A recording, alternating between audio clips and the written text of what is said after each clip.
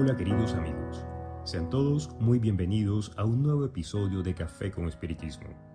Les habla Esteban Londoño y hoy quiero invitarlos a reflexionar sobre un tema tan antiguo como la humanidad misma, pero profundamente actual, la responsabilidad espiritual que acompaña el poder. Cuando escuchamos la palabra poder, solemos pensar en gobiernos, líderes políticos o grandes instituciones, pero el espiritismo nos invita a ampliar la mirada. El poder no solo se ejerce desde un cargo o una posición pública.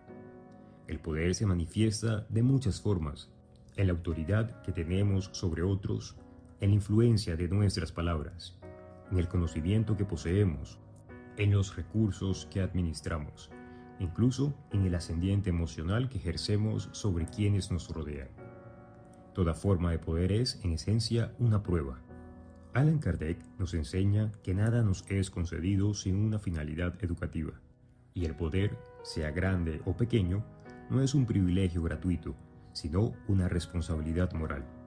Es un instrumento confiado al espíritu para que aprenda a servir, no para dominar.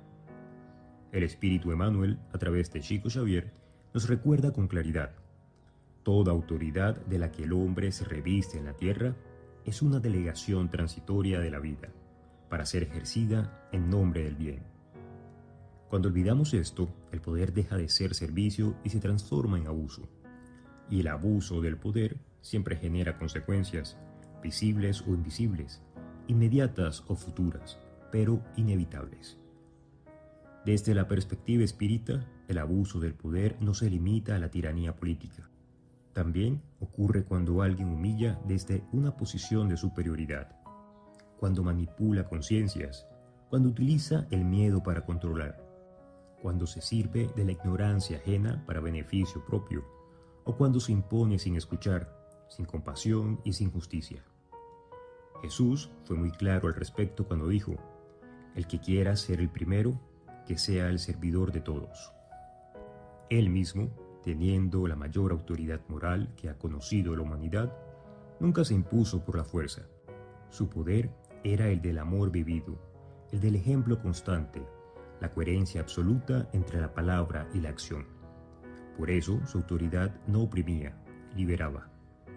Nosotros, en cambio, muchas veces confundimos poder con control, liderazgo con imposición, autoridad con miedo, y ahí comenzamos a desviarnos de la ley divina. El espiritismo nos enseña que cuanto mayor es el poder, mayor es la responsabilidad ante la conciencia y ante Dios. Quien mucho recibe, mucho debe dar. Quien influye sobre muchos, responderá por los efectos de esa influencia. André Luis, en sus relatos sobre la vida espiritual, muestra que los abusos cometidos en la tierra no quedan impunes por decreto, sino que generan desequilibrios en el propio espíritu. El abuso del poder crea deudas morales, conflictos íntimos, remordimientos profundos y muchas veces futuras pruebas reparadoras. No se trata de castigo, sino de educación del alma. El poder ejercido sin amor endurece el corazón. El poder sin ética enceguece la razón.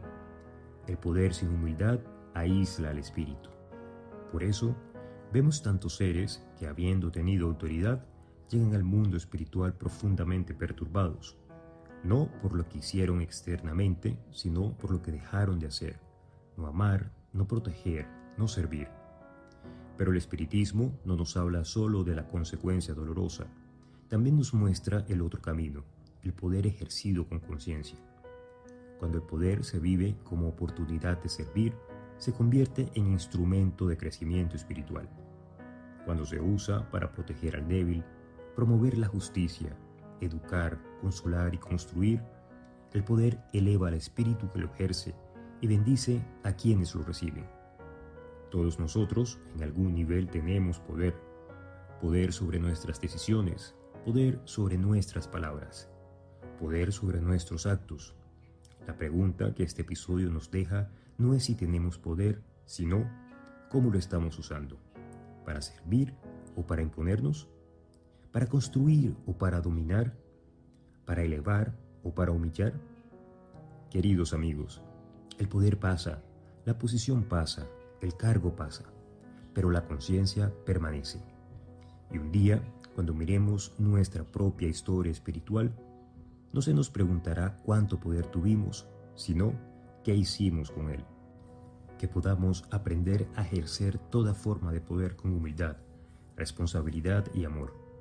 Que recordamos siempre que la verdadera grandeza no está en mandar, sino en servir. Y que al final del camino, nuestra conciencia esté en paz. Gracias por compartir esta reflexión conmigo y hasta el próximo episodio de Café con Espiritismo.